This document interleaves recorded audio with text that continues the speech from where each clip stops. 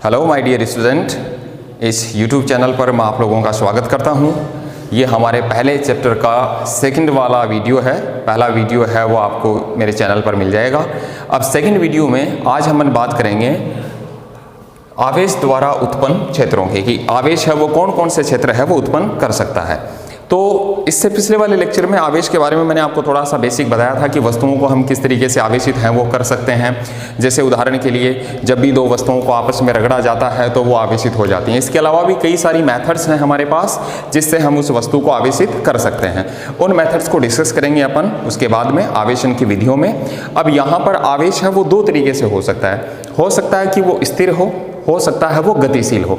अब स्थिर कहाँ होता है, गतिशील कहाँ होता है, तो ये मैं थोड़ा सा आपको यदि एक बार बताऊं तो जैसे मान लीजिए मेरे पास एक प्लास्टिक की स्केल है। ये एक प्लास्टिक स्केल है। इस प्लास्टिक स्केल को क्या किया आपने, हाथ से पकड़ा, बालों से रगड़ा और उसको फिर कागज के टुकड़ों के पास लेकर गए तो कागज के टुकड़े हैं वो स्केल के चिपक जाते हैं।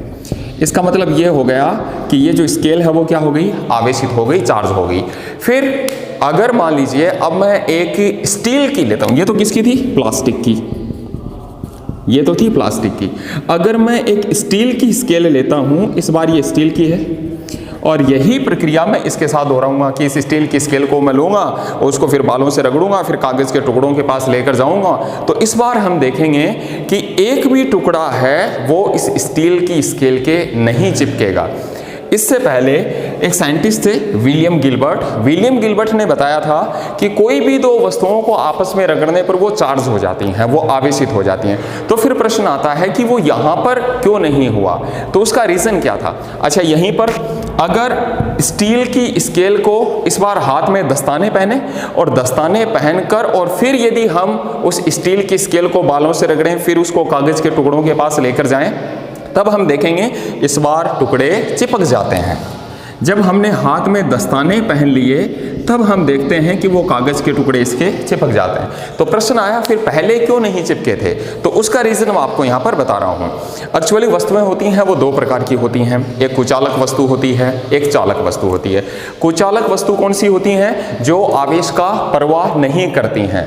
अब यहाँ पर सबसे इंपॉर्टेंट थिंग, हम किसी कुचालक वस्तु को आवेशित कर सकते हैं लेकिन वो वस्तु उस आवेश का परवाह नहीं करेगी।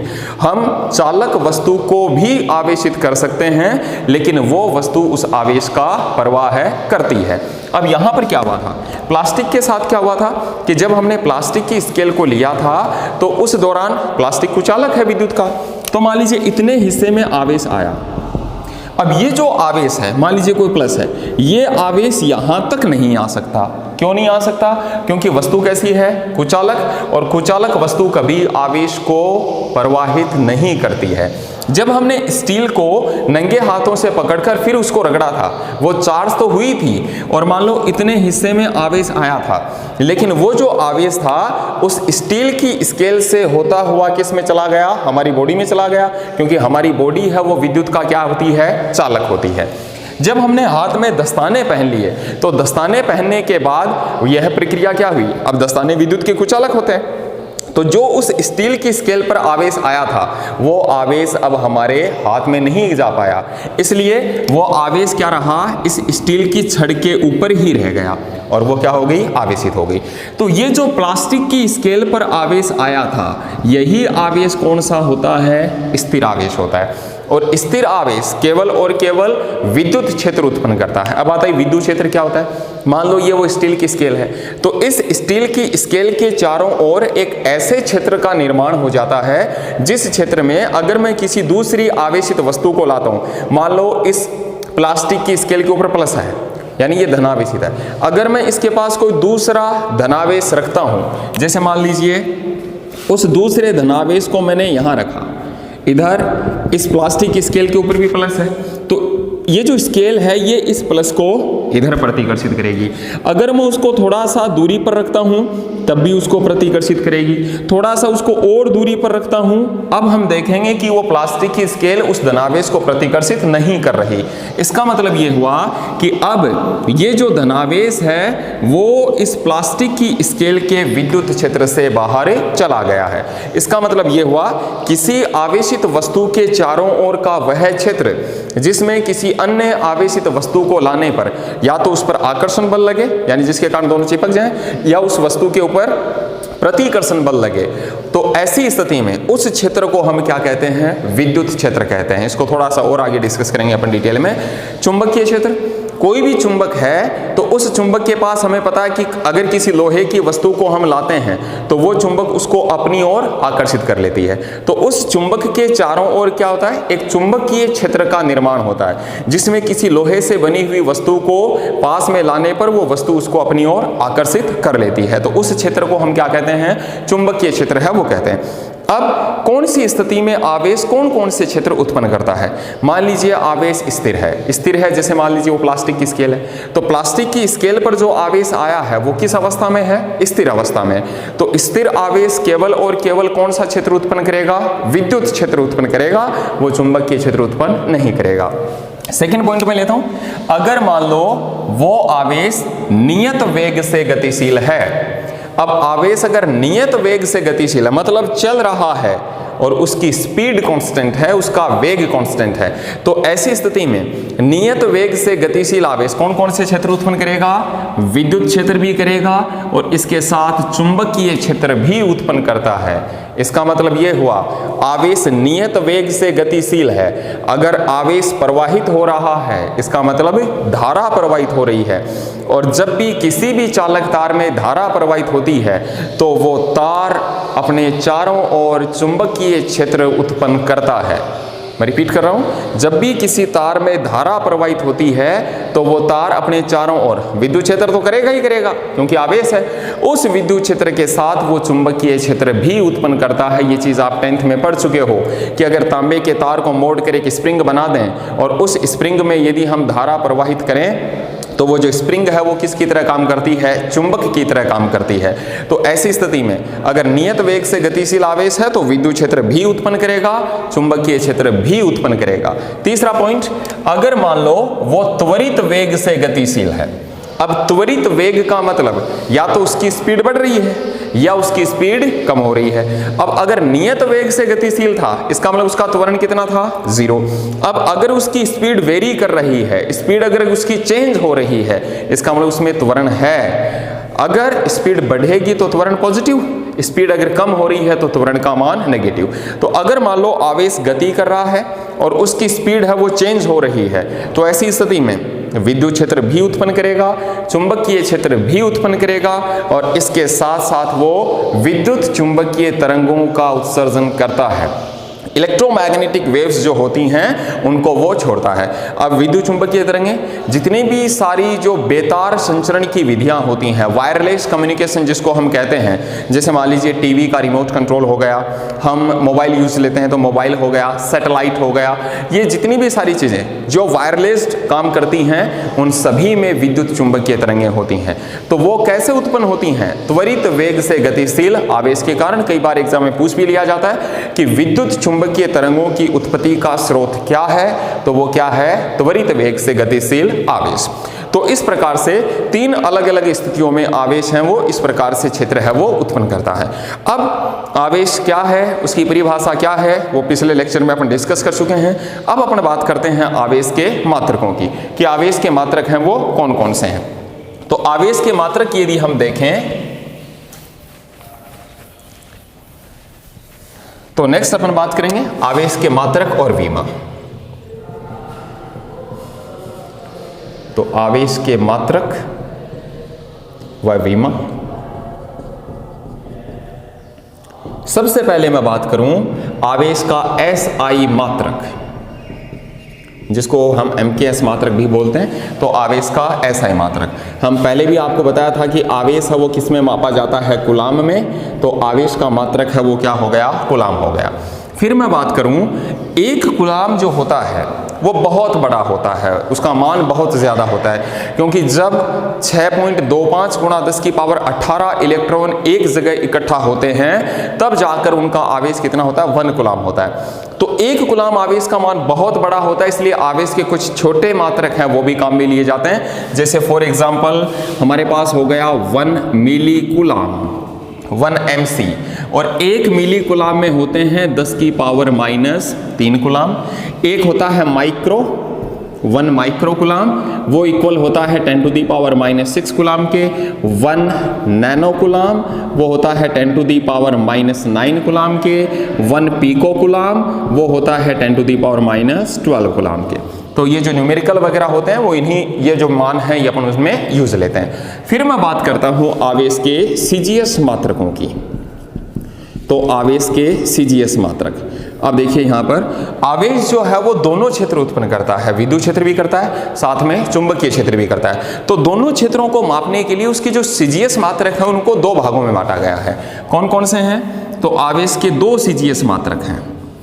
एक को हिंदी में बोलते हैं स्थिर वैद्युत इकाई, स्थिर वैद्युत इकाई, ये हो गया electrostatic unit, electrostatic unit, short में इसको ESU भी बोला जाता है। और इसका दूसरा नाम जो है वो है स्टेट कूलाम। तो आवेश का एक मात्रक हो गया स्टेट कूलाम। इसके बाद का जो मात्रक है वो है स्थिर चुंबकीय इकाई, स्थिर चुंबकीय इकाई, ये आवेश का दूसरा मात्रक हो गया। और इसको बोलते हैं electromagnetic unit, electromagnetic unit, short में इसको EMU है वो भी बोला जाता है। और इसका दूसरा नाम जो है वो है परम कूलाम, वो है परम कूलाम। अब MKS मात्रक कूलाम हो गया, CGS मात्रक दो हो गए। अब बात कर लेते हैं इनमें रिलेशन क्या है। तो नेक्स्ट मैं यहां पर ले रहा हूं कि इनके अंदर क्या रिलेशन है। तो सबसे पहले कौन कौन से हो गए? एक तो कूलाम, कूलाम, एक ले रहे हैं स्टेट कूलाम, स्टेट कूलाम, और एक है परम कूलाम। तो इनके बीच में क्या रिलेशन है? तो में संबंध। अब रिलेशन को देखें तो पहले मैं बात करूं जैसे एक कूलाम है, एक कूलाम यानी 1C, उसमें होते हैं 3 × 10⁹ स्टेट कूलाम। एक कूलाम बराबर 3 × 10⁹ स्टेट कूलाम होते हैं, ESU होते हैं। तो बड़ा कौन हो गया? कूलाम बड़ा हो गया। फिर मैं बात करूं एक जो परम कूलाम होता है, एक परम कूलाम में 3 × 10⁻10 स्टेट कूलाम होते हैं। एक परम कूलाम बराबर होता है 3 × 10⁻10 स्टेट कूलाम। अब देखो यहाँ पे एक कूलाम में 3 × 10⁻9 स्टेट कूलाम और एक परम कूलाम में 3 × 10⁻10 स्टेट कूलाम। इसका मतलब एक परम कूलाम में कितने कूलाम हो गए? 10। तो एक परम कूलाम में 10 कूलाम होते हैं। अब अपन बात करें तीनों में से सबसे बड़ा कौन है? तो तीनों में सबसे बड़ा कौन हो गया? परम कूलाम। तो अगर मैं इनका मात्रक देखूं तो सबसे बड़ा कौन सा मात्रक हुआ? परम कूलाम। परम कूलाम से छोटा क्या हो गया? कूलाम। और उससे छोटा क्या हो गया फिर हमारे पास? State coulomb. तो ये इन तीनों का जो क्रम है वो इस प्रकार से हम निकाल लेंगे। इसके बाद अपन बात करते हैं अब आवेश का एक और है जो केमिस्ट्री में यूज लिया जाता है, जिसको आवेश का प्रायोगिक मात्रक हम कहते हैं। तो आवेश का प्रायोगिक मात्रक, आवेश का प्रायोगिक मात्रक, और आवेश का जो प्रायोगिक मात्रक है उसका नाम है फैराडे, उसका नाम है फैराडे। और एक फैराडे में 96,500 कूलाम होते हैं। एक faraday is equals to 96,500 coulomb, ये उसका प्रायोगिक मात्रक है। अब दो चीजें हैं यहाँ पर, थोड़ा सा कंफ्यूजन ये होता है, एक फैराडे होता है, एक फैराड होता है। फैराडे जो मात्रक है वो किसका हो गया? आवेश का।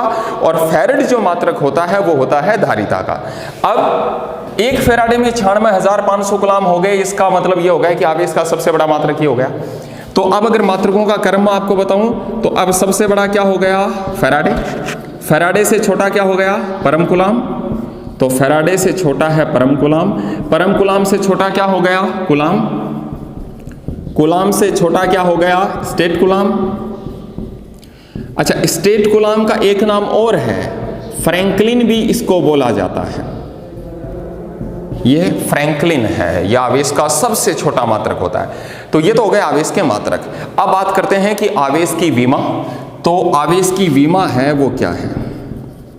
तो आवेश की विमा, अब वो हमें कैसे मिलेगी? उसके लिए पहले अपन बात कर लें विद्युत धारा की। और 10th में आपने पढ़ा था विद्युत धारा I इज इक्वल्स टू क्या होता है? Q अपॉन T होता है। आवेश में समय का भाग दे दें या आवेश के प्रवाह की दर या प्रति सेकंड प्रवाहित आवेश की मात्रा धारा कहलाती है। तो हमें तो आवेश चाहिए, तो यहां से आवेश Q इज इक्वल्स टू क्या हो गया? I into T। अब क्या चाहिए? Q की विमा। तो Q की विमा निकालने के लिए I की विमा चाहिए और T की चाहिए। तो धारा एम्पियर में मापी जाती है, ये मूल भौतिक राशि है, तो इसलिए इसकी विमा तो हो गई A1। एम्पियर मात्रक है तो उसके लिए विमा हो गई इसकी A1। समय हम जानते हैं कि समय की विमा होती है T1, तो फिर आवेश की विमा हो गई A1 T1। पूरा लिखे तो M0 L0 T1 A1, यह आवेश की विमा है। तो इस प्रकार से आवेश के मात्रक और उसकी विमा उसको क्लासीफाई करते हैं। फिर अपन बात करेंगे नेक्स्ट वाले लेक्चर में आवेश के अलग अलग गुणधर्म।